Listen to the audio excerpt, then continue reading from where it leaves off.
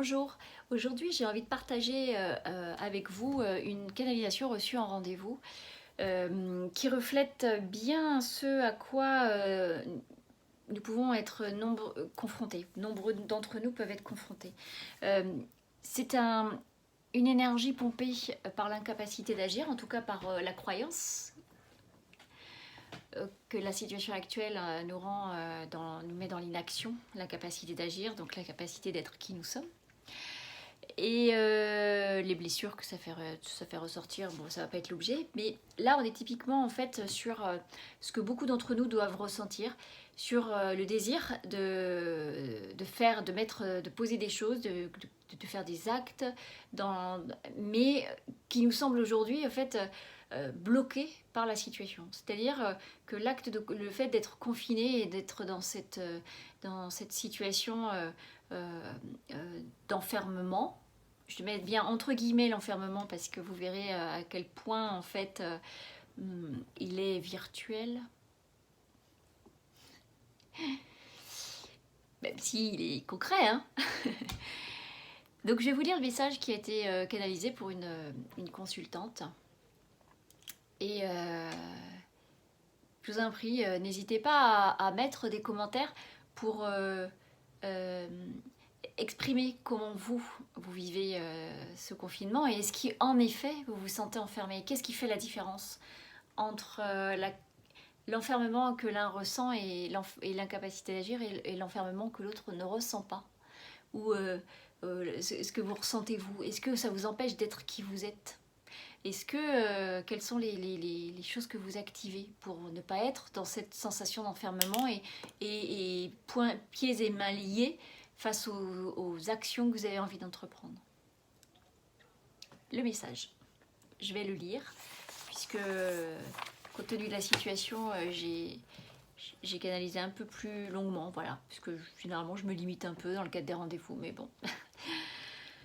Il faut qu'elle se remette dans son axe, dans ses rêves, pour elle, dans ses choix, et qu'elle planifie sans prendre la situation actuelle comme un empêchement. Elle peut partir même si ce n'est pas facile, elle peut faire sa liste de choix et partir en s'assurant des points de chute calculés et sécures. Il y a un déclic de liberté à avoir, elle a peur et la situation lui semble être un empêchement. Ça n'est pas le cas, elle peut. Il faut juste qu'elle reprenne ce pouvoir. Dès qu'elle aura fait son sac et aura son premier point de chute, elle s'en rendra compte.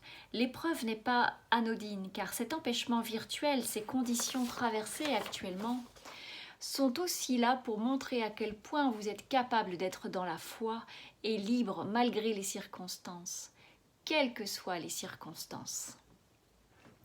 Ce dépassement de soi est encore plus important qu'il ne paraît. Comme pour chaque étape, celle-ci est régie par les mêmes lois, le libre arbitre. Est-ce que je suis suffisamment fort face à ce mastodonte? Ai-je toujours mon plein pouvoir? Puis-je encore être qui je veux être? Le réseau d'aide existe et ne se révélera pas sans action de votre part. Elle n'est pas déconnectée à part de sa foi. Oui, la violence est dure, mais elle est là pour aller jusqu'à l'insupportable. Son insupportable. Jusqu'où iras-tu? Es-tu si emprisonné que tu te mettras en danger en restant dans cette prison? Tu sais que non, mais tu évites les actions, non pas par fainéantise, mais parce que ce n'est pas simple et que tu en as marre du compliqué. Tu veux ta part de paradis, mais regarde où tu en es aujourd'hui et ce temple intérieur que tu as construit. Regarde cette lumière à laquelle tu t'es connecté il y a peu encore. Regarde bien et n'oublie pas. Reprends ces bases quand cela semble superficiel. Tout est là et toujours là, même quand ça n'y paraît pas. Ce n'est que ta vision qui a changé. Ta vision. Et tu as le contrôle là-dessus. Tu as suffisamment reçu de preuves et de bienfaits. Tu as volé et voyagé par ton ouverture. Reprends confiance en le tout possible. Reprends confiance et utilise ton réseau. Tout réseau, toute idée, même oser.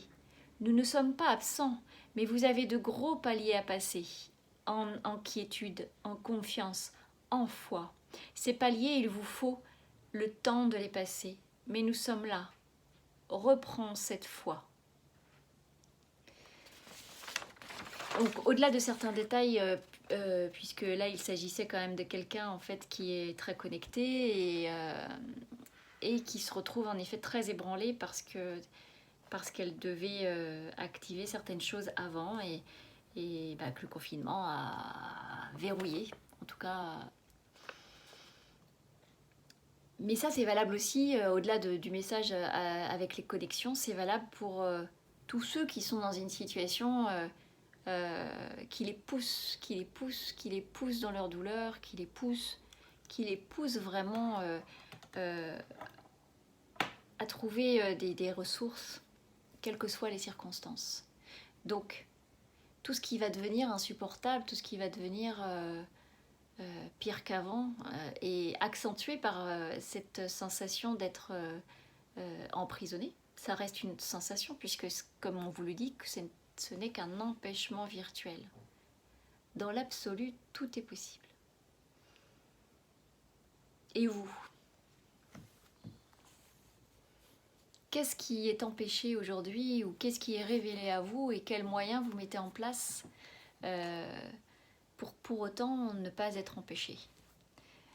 Si vous voulez le partager avec l'auditoire, enfin, avec tous ceux qui vont lire cette vidéo et répondre ou qui attendent en effet vos expériences, partagez vos expériences, montrez à quel point cet empêchement n'est pas un empêchement. Sans oublier les contraintes matérielles, etc. Mais parce qu'on est dans une réalité, voilà. Mais partagez, c'est intéressant et faites-en part à chacun. C'est comme le canal guérisseur, les expériences des uns enrichissent la réflexion des autres. Voilà. Donc gros bisous à tous et merci pour cette consultante dont je partage le message aujourd'hui et qui va retrouver ses ailes très très rapidement. À bientôt.